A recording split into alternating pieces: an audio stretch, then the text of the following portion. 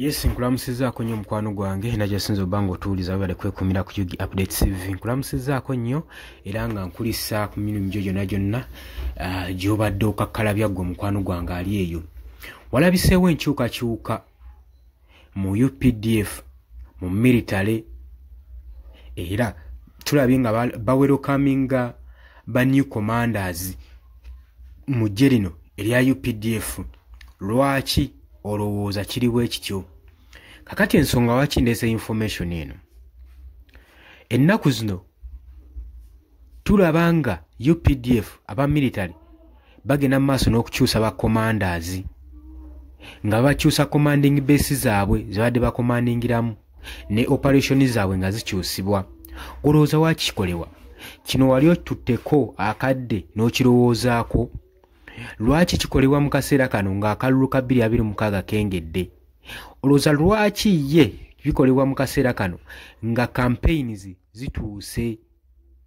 Jjukira omwaka guli ogwa 2021 akalulu kaali kanaatera okutuuka campaigns badeploying amagye mangi era balicruitinga ba commanders okuva mu sectors ez'enjawulo ne babakwasa operations empya. Era twalaba okutuntuzibwa n'okubonaabona n'okuttibwa saako n'okusibwa mu ba commanders abaali baweereddwa operations. Badeployingibwa ne baliweebwa operations ez'ekyama naddala mu kaseera kano ak'akalulu. Kati ggwe w'olaba nga mulimu change mu military mu UPDF, manya waliwo ekigenda maaso, operation egenda okuba nga ekolebwa eyingiziddwawo.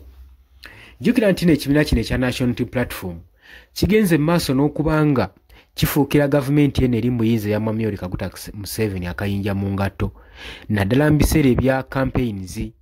Kigenda mu maaso n'okubanga kiraga amaanyi n'okwerula obwerufu eri abantu okulaga nti nno abantu bonna bakoowu era baagala nkyukakyuka.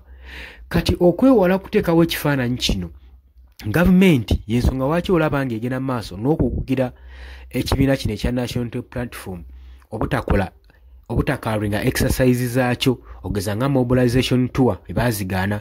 Gwe tulowooza nti nno bakyabukya ku makya ne bazigaana, bakitunulamu nga kibalabisa nga kijja kuba kibalabisa okuba nga obuganzi bwaggwamu eri abantu nga popularity yaggwayo. Ate gavumenti z'ebunaayira western governments kasita ziraba nga gavumenti eriko mu ggwanga eryo tekyalina popularity obwanga babukyusa ne babutunuuliza opposition, kitegeeza nti nno obuyambi kitwandiise funds ezandigenze mu gavumenti zitunuulibwa nga ziweebwa oludda olw'opposition kubanga lwe luba lulina obuganzi eri eggwanga. Kitegeeza baba balulabyemu future gumukwano gwange. Kati so gavumenti y'ensonga lwaki olaba nga egenda mu maaso n'okukugira ekintu ng'ekyo okusobola okulaba nga tekibaawo. Kati mu kukyusa commands mu UPDF kaba kabonero akalaga nti no waliwo kye bateekateeka mu maaso eyo. Buli baba bakyusa ba komanda wabeerawo operation gye bagenda mu maaso n'okukyusa.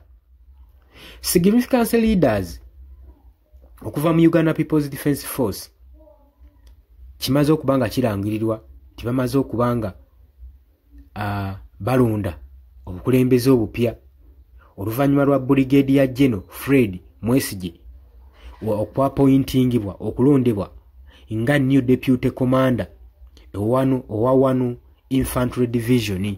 Ndozo okiwulira yalondeddwa ku 1 infantry division asobole okuba nga asavinga ekifo ekyo. Yagenda okuba kitegeeza akakkalabya operations zonna ezigenda mu maaso yagenda okuba nga azikuliddemu. Batera okuleeta ba commanders abapya kubanga bakimanyi bulungi nti nno bano mbamu bamanyidde, so ne bakola maaso ne bagenda maaso n'okukyusaamu enteekateeka zaabwe nga okulangirira okupya mu UPDF okwabaddewo mu nnaku z'omwezi 17 May omwaka guno gwe tulimu 2025.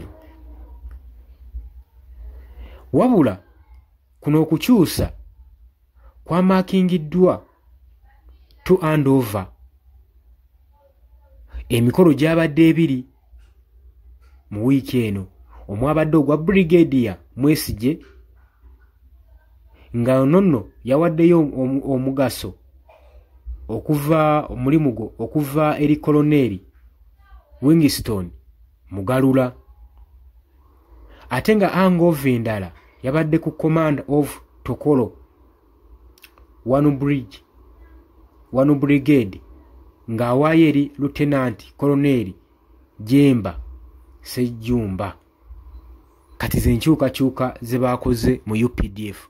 Naye nga mbagambye mwegendereze nnyo, ebiseera enkyukakyuka zino tezitera kujja na kalungi eri bannayuganda, wabula zibeera ne negative impact eri eggwanga, kubanga oyo gwe babalonze komando omupya in charge aba ayagala okwolesa eryanyi okulaga bakama abe nti omulimu ajja gusobola, operation agisobola era ajja sobola bulungi nnyo okukomandinga.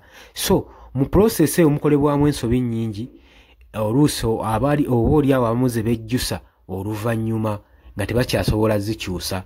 Ate nagamba nti nno buli choice ekolebwa wakati mu busungu, wakati mu kweraga, wakati mu kwagala bandabe, wakati mu kwagala okupromotinga, zitera kubeera unreversible, teziddizibwayo era nga zikolebwamu ensobi nnyingi nnyo. So kino kyenjagadde omanye n'okubeera obulindaala eri gwe munankyukakyuka. Webale kwekumira ku Yugi Updates.